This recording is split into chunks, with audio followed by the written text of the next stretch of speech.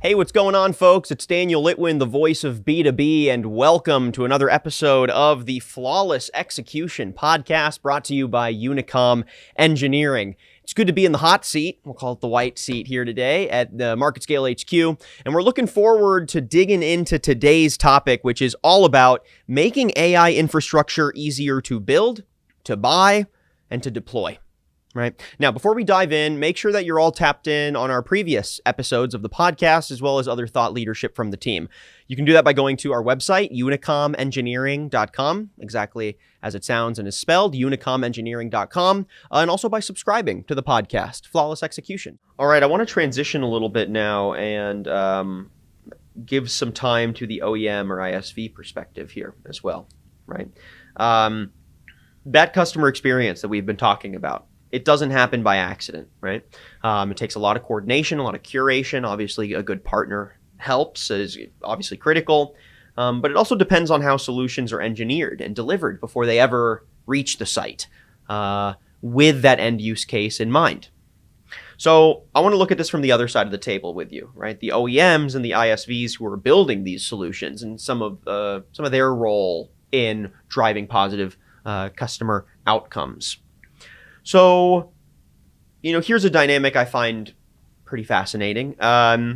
Companies like Dell, for example, build world-class hardware.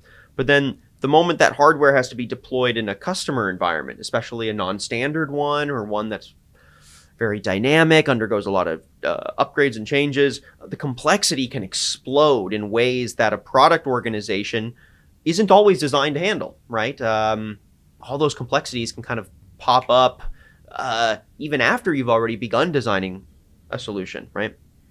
This is actually where Dell, for example, relies on UNICOM Engineering directly for that kind of expertise. Mm-hmm. So that's just a little anecdote there for our audience, but I want to ask more directly, what tends to break down for an OEM once a solution leaves the factory? It's built, it's out there. Where are those friction points? Where does the deployment model start to crack generally? What are you seeing out in the field? There can be a couple of things. One would be they may be well geared for a large scale deployment where they can deploy IT resources and get things spun up. If it's a smaller environment, perhaps it's a 5-6 rack deployment, they're not really scaled to that level. So that's where we can come in and really handle that. Also, if there's customizations that are needed on the equipment itself, right? Once you modify or change things to fit inside of a particular environment, now you've created a new thing that has to be managed and supported. And I'll harken back to what I just said a minute ago on y'all's relationship with Dell, but I'm curious, what are some of the actual types of projects that you guys are best positioned to deploy? And what kind of relationship do you have with your OEMs in facilitating those kinds of project deployments? Where are y'all specialties typically? Yeah, I'll give a good example where a customer came in as an ISV, and their solution was basically a single rack solution, but they needed it deployed in 6 to 8 different countries. And so we're suited to execute on that by the way our model is set up to be able to deploy a small team, meet up with a team in the field, get it stood up, and then be able to support it going forward. A larger OEM is not really geared to that kind of deployment model. It's because it can be costly for them, and that cost could transition over into the customer. Right. So there's a phrase that gets thrown around in this industry, engineering accountability, right? It's not like it's some super unique phrase per se, but it sounds clean on paper. In practice, though, what does engineering accountability actually mean for an OEM partner, right? Like how do you really hold those partners accountable and on what? In practice, it means something very specific about who owns what when things get complicated. We're going back to that ownership lane that we've been hitting on here during the podcast. So when UNICOM talks about being accountable, right? Being an accountable integration partner for an OEM. What does that actually mean in practice, and what are you owning that the OEM isn't? How do y'all complement each other? So because we have the implementation and the support, right, we're keenly interested in how things get designed and developed.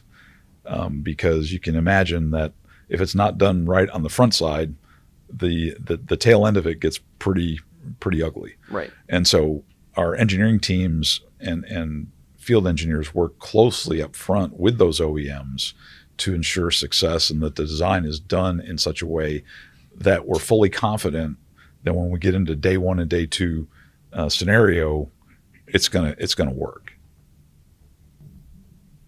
And I imagine too that having a single partner who owns design validation, build quality, testing, deployment execution, I mean that really changes that accountability dynamic, because it's naturally reducing some of the finger pointing. It's keeping variables under the control of one umbrella instead of so decentralized. Right. Yeah. Yeah. Now, expand on this for me too. We'll go back to our day one versus day two kind of phases of deployment. How does that accountable integration partner status change, right, in the day one phase versus the day two phase? I guess tell me a little bit about how that accountability evolves as the stages of deployment and support naturally change. Well, so in the day one scenario, as we're talking back, say we run into a problem, we have access directly to our engineers that worked on the original development and design of the product, right? So we can resolve those issues.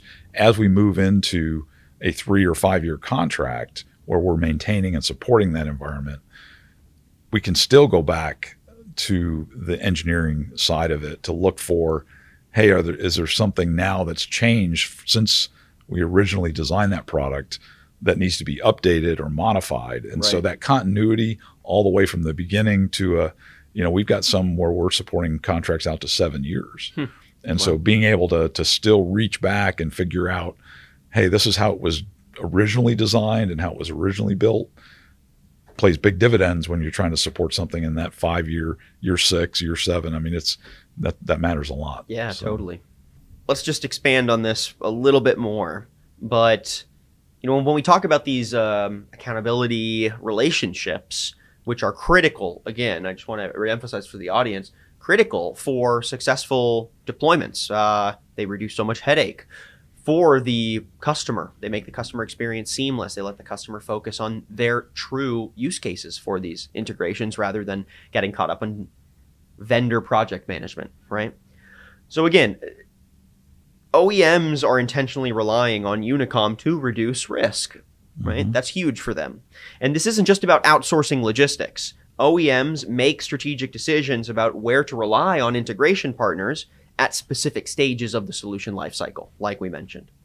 So I want to get specific about where you guys are feeling that reliance is most intentional from your OEM partners. So where in the solution lifecycle do you see OEMs most intentionally lean on UNICOM Engineering, and why are those the specific points that they're looking to you guys for expertise on? Well, again, it starts in the design side. Right. And then it also moves into the build or integration and the complexity of a rack or a tank being ready to deploy, and then all the way out through the break, fix, and support. It's important for the OEM when an issue does arise, they're working with a partner that has the experience and the expertise as you're trying to go and solve a problem with them, right? So they're not starting with somebody who, they're trying to figure out if you even know what you're talking about or, what the issue is. Have you ever seen it before? They're actually, it's a whole different environment because you're talking expert to expert at that point. Right. So you can get to resolution a lot quicker. And I bet it's nice for the OEMs too to protect that customer experience post-installation, right? Like without having to pull their OEM teams in per se. If you've got a reliable partner like a UNICOM, they can play defense a little bit. Yeah. The worst thing is to get dragged back into the middle of it. Right. Because they want to move on to, to the next opportunity or the next design. Right. and we're okay to handle it, going forward. Right. And we still have the relationship and the ability to reach back and get help as we need it, and the customer understands that and appreciates it. Right. But that's only if we need it. So just to put this back into perspective for where UNICOM is coming from as an expert player in this space, y'all's expertise is very much around deploying specified, customized, use case specific data center infrastructure, but not just in one bespoke place and call it a day. In multiple locations, in multiple regions, right? Often the same kind of data center infrastructure deployment, but with some nuanced tweaks based on that region's or that area's or that specific environment and localities, friction points or nuances. So one of the things that sounds maybe simple on paper, oh yeah, take the base foundation and tweak a little bit and deploy in all these areas, great. That may sound simple, but it's actually very hard, right? Keeping deployment quality consistent when you're operating across multiple regions, across multiple regulatory environments, even just multiple time zones, might sound silly, but it's real. Standardization in multiple locations can be genuinely difficult. So what gives OEMs confidence that this model, the UNICOM model, works even when you're deploying globally, right? That build in Plano can look the same and perform the same as the one built in Manila? Well, we go through a lot of third-party certifications, validations through our ISO standards. We've got major partners, both customers and suppliers, that come and vet us in terms of our capabilities. We've got seamless IT backbone that gives us repeatability on how we build and deploy. And then we document, and make sure that we can repeat it. What are the areas of standardization that are pretty, pretty simple, pen to paper, going from one location to the next, not that much nuance to have to, kind of reconfigure this design, versus what are those layers of the design that do have to be considered, right? When you are deploying in different global, or even within the same country, just different regions within that country. Well, one of the big differences can be in the power itself. Okay. What's the power requirements within those different environments? That's something that our teams up front in the engineering side are well versed in. They can figure out what's the best solution, whether it be in a rack, whether it be in a tank. Right. What's going to be the requirements both for power and for cooling. And then again, working closely with the deployment and the support side to make sure that we understand how that environment got deployed. So we have our support team is located in all the way from, as you said, the Philippines into Europe, into Galway, and then in the U.S. So we can follow the sun in terms of the time zone. So if there's a break fix call or an issue that arises, you're not having to call somebody and wake them up in a different time zone to say, hey, I've got a problem. We can deal with it in the same time zone and get problems resolved. So it's a simple but important operational layer to consider. You never know when something's going to go wrong on that data center, and you want to be able to get real-time support for your region from people who understand that region too. Right? Yeah, very important. So I want to land this plane now from a business outcomes perspective for the OEM and the ISVs, right? Because at the end of the day, this is a strategic partnership decision for them, and it has to show up somewhere on the bottom line, I guess. Not cynically per se, but you always got to prove these partnerships out in practice, and business impact is a real metric to have to gauge. So if you are an OEM or an ISV running through a business case, what does the partnership with UNICOM Engineering actually buy you, right? Like, what do you save on? What do you get? What's the business impact of a UNICOM Engineering partnership? I think one of the things you get is that speed to cut over. Yep. Right. And also again, one of the biggest drags can be if you're getting pulled back in to an environment because of issues, and it's easy to blame, the original OEM on something. Right. If the partner bows out, that's a problem. Because Unicom stays engaged all the way through, we're going to help to get that problem resolved. So you're not going to have the cost impact of engineering resources and people trying to solve problems from the OEM's perspective. That's a huge advantage. What about some of the impacts on their internal operational infrastructure, right? I imagine that a good partnership with Unicom in this, this example is the ability to scale out operations without needing to invest necessarily in building out more internal operational infrastructure, because you have a strong partner who can, you can essentially offload some of that organizational and operational responsibility to. Is that kind of what you feel, and a business impact you hear your partners give a thumbs up to? Yeah, once we're engaged and actually executing on the program from start to finish, and we've got the documentations, completely built out, the OEM now can be kind of at ease with what we're doing, and it's not a mystery as to how it's getting executed each time. We got a playbook, we're going to execute to that playbook, and they understand that. So I love it. And I mean, clearly you've established some long-term partnerships. Who are some of the OEMs in your partnership catalog that you guys have had for the longest, right? Like long tenure. Well, Dell goes way back. Intel as well. Nice. We've got some relationships with HP, Cisco. Nice.